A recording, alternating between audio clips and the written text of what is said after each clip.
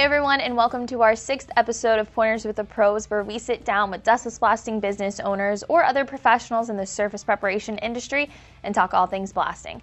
I'm Kaylin Starr, and this is Jeff Jenkins, and today we actually didn't get the chance to FaceTime or talk to someone via Zoom, but we did get to go back and forth with one of our business owners named Charles Burton, who owns Most Media Blasting, and he answered a few of the questions that I sent him and a lot of y'all's most frequently asked questions and get his feedback on those. So thank you, Charles, for agreeing to answer all of our questions. Thank you.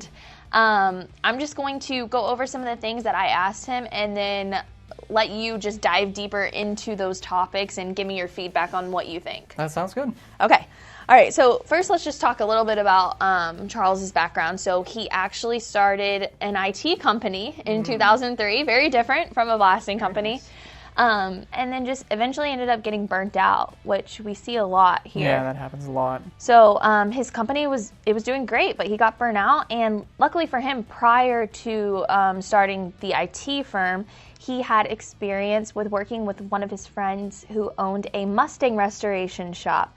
And Charles helped his friend Pete manage that shop, and then they did a lot of sandblasting there as well. So he kind of already had experience with sandblasting before he purchased his equipment. Had a great gateway to us, yeah. Exactly. So he was looking for something new in 2019 and ended up purchasing this beauty, the DB500 Mobile XL. He got it in March of 2019 and has been running his own company ever since then. So that's pretty good, yeah. Yeah, and he said he also wanted to start a business that he could do with his son, who was 16 at the time, and something that he could leave him one day when he retires. That's nice. So he said that the transition for him was pretty smooth from IT to Dustless Blasting, but that might not always be the case for everybody. So could you touch on that transition process and why it might be easier for some or difficult? So, I mean, innately, our machines are easy to use. It's a simple business model, a simple machine to use.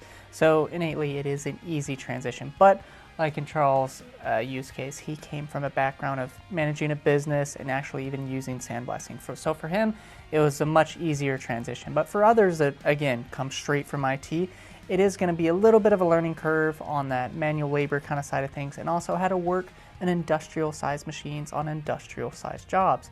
So the transition will be different from here to there, but again, our machine is simple to use, simple to operate. It's a straightforward business. It's a great option to get into, but it's going to be a little bit different for everybody. Yeah, and Charles did say that part of the reason why he ended up going into the surface preparation industry was because he missed that hard work, that getting your hands dirty type of situation that he wasn't getting with his IT firm.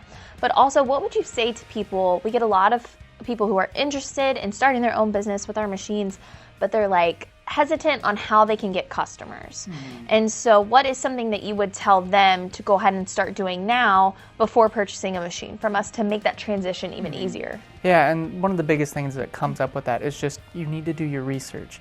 Research your local municipalities, your just auto body shops, wherever you are, see what's available in your area, and go out there, network, touch base with people, see if they have needs for surface preparation.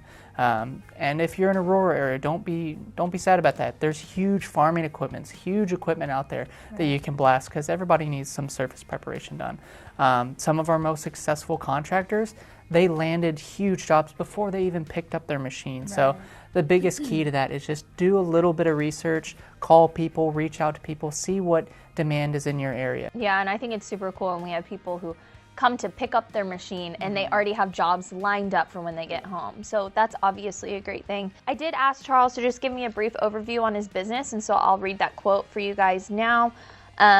He said, generally, we do almost any type of job that comes along, from cars, trucks, line removal, graffiti removal, wood restoration, brick paint removal, industrial equipment, concrete sealer removal, and even random requests like a kid's bike frame.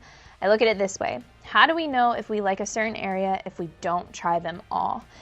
And that is, I feel like, everything we want with our business owners. We want them to really just have an open mind and be willing to take on any job that comes their way. And so can you just touch on that, on, maybe what it's like to not get into this closed mindset where I'm only going to do cars or I'm only going to do residential work. So what does it look like when you have someone who just says yes to everything? I mean, that just opens the door for everything, because a lot of people will see our machines on a TV show with automotive and they think it's only for automotive, but honestly, it's a sandblasting machine. It can do anything you want it to do. And on top of that, our machine allows you to blast dry or wet, so that again opens even more opportunities. So you can really blast anything under the sun, and it's just, you don't want to close yourself off to one industry or one application, because there's so many opportunities out there. And when you're just starting out, I feel like if you're saying yes to all the opportunities,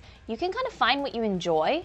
And then if you want then afterwards to just focus on pools or just focus on marine growth and restoring boats, if that's a need in your area, then you can focus on those areas. But if you don't try them, you might not know that you really enjoy that. And I did ask Charles, what's his favorite part about this machine? And he said the idea that one can blast wet or dry, and the concept of media blasting wet in residential areas opens the options of blasting anything nearly anywhere. So can you touch on that, just how versatile our equipment is, and then what he really means when he's talking about blasting in residential areas? The ability to blast dry and blast wet is a great capability, and it just allows our contractors to never say no when they encounter a job. If someone comes to them with an issue, they can do it no matter what.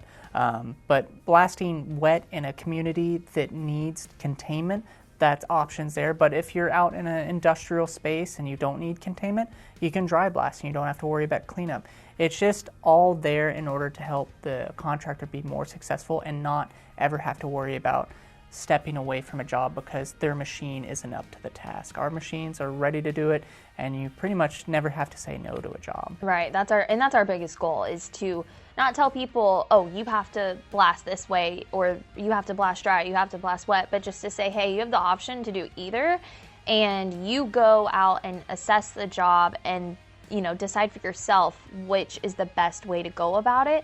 And I do feel like everyone is different. Some people really prefer to blast dry. Some people have never gone back to dry blasting since purchasing a machine from us. So it really is up to the contractor, and that's what we like to see. So that was really cool that he mentioned that. Charles did say that he'll dry blast if the surface can't warp or if it's a big open field and if there aren't a lot of people nearby. But if he's blasting body panels or is in an area where creating a lot of dust would be an issue, that he will wet blast. But so that was what Charles really liked most about our equipment.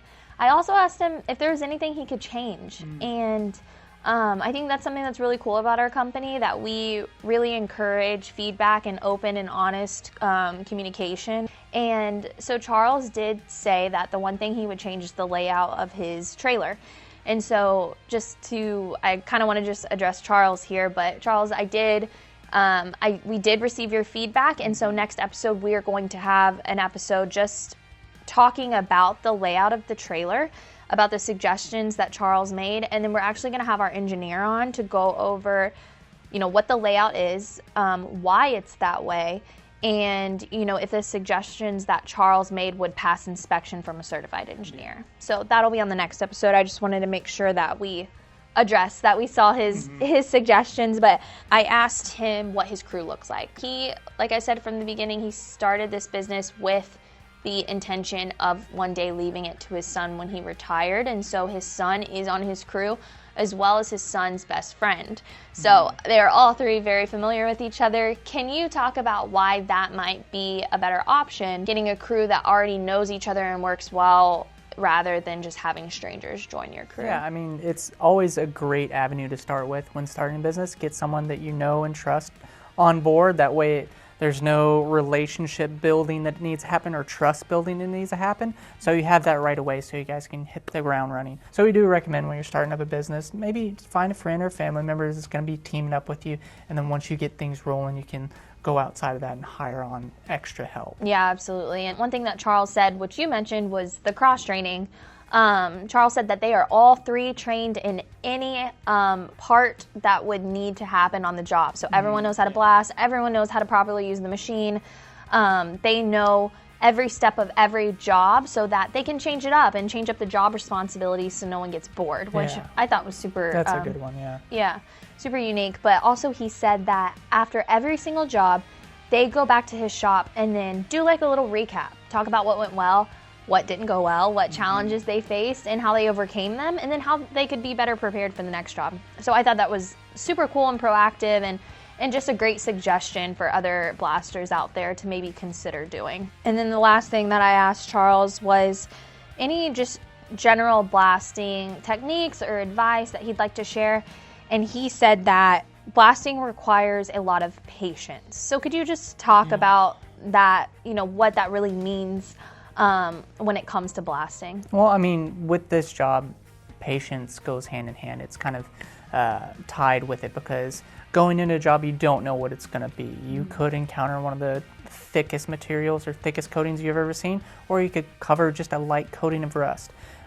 So that in turn makes you have to do test blasts. Test blasts means you have to go on the job site, get everything ready, test a small spot, go do some research, calculations. So you do have to take time before you get the job done. So there's that element of it, but also there's the element of dialing in your procedure. So you have to make sure you have the right nozzle, make sure you've tested out the different medias you want to use, the pressures. So all those aspects come in time. So you can't just run in there, blast, and you're done. There's a learning curve, and there's also just the time it takes to make sure you get the job done right the first time. Right, and that's what Charles said. He said, you can't go into it assuming that what you did on the last job is gonna work for this one. So you're always going to be changing up the media, everything you just went over, the standoff distance, the pressure. And so that's super important, but also I feel like you need to be patient with yourself as well. If you're new to this, just know you're constantly gonna be learning, and you know, something's gonna change every single job, and things might not always go the way you expected them to, but just allow yourself to give yourself a little bit of grace. Know that this is new, and that, you know, blasters who've been doing this for several years have figured things out along the way. So I thought that was really good, you know, advice that Charles left us as well. But I think that's pretty much all that we have time for today.